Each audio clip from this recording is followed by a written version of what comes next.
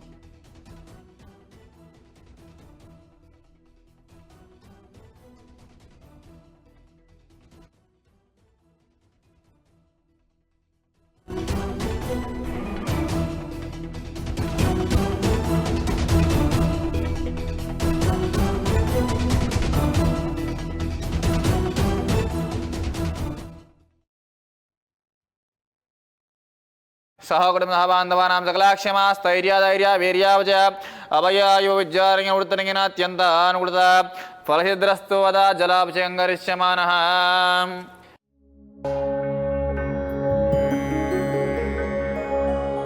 ఓం శ్రీ పుణ్యలింగేశ్వర స్వామినే నమః.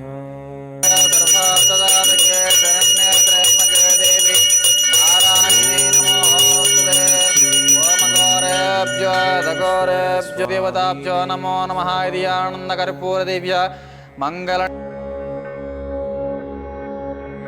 ఓం శ్రీ మహామృత్యుంజాయ నమః. ఓం శ్రీ పుణ్యలింగేశ్వర స్వామినే నమః.